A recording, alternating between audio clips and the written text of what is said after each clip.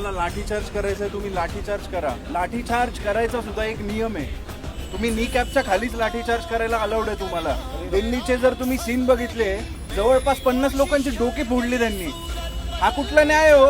आणि आम्ही कुठले बंदुका किंवा छड्या घेऊन बाहेर पडलेलो आंदोलनाला? आमच्या हातात तुम्हाला फक्त पुस्तकं आणि गुलाब दिसतील. रोल रिव्हर्सर केले तरी सुद्धा आम्ही गुलाब आणि पुस्तकं घेऊनच तुमच्या समोर जाऊ. तुम्ही लाटा कसं काय मारताय आम्हाला, ते पण डोक्यावरती? रक्त निघाले रक्त. तुम्ही आमचे मेंदू फोडा, आमचे डोके फोडा, आमचे शरीर फोडा. जंतर मंतर किती पण बंद करा, आम्ही जिथं थांबल तिथं जंतर मंतर असणार आहे, हे लक्षात ठेवा. क्या बात आहे.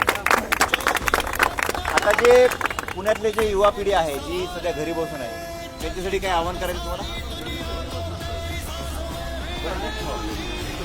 नाही, माझा आत्तापर्यंत मी पण जॉब करून आलेलो आहे. मी आता जॉईन झालो आहे, सरांबरोबर मी काम केलेलं आहे.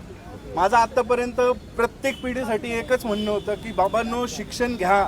शिक्षण घेतल्यानंतरच प्रगती होती, देशाची होती, तुमची होती, तुमच्या परिवाराची होती, तुमच्या जिल्ह्याची होती, गावाची होती. जे काही प्रगती होती ती फक्त आणि फक्त शिक्षणामुळे होती.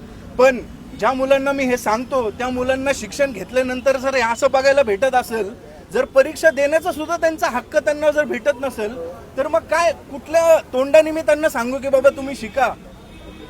कमी आम्हाला कारण वर्षभर मेहनत केल्यानंतर शेवटी त्यांना परीक्षा दिल्यावर असं कळतं की अरे कुणीतरी 10-15 जणांनी मिळून आहे ना लाखभर रुपये घेऊन लीक केलेत पेपर.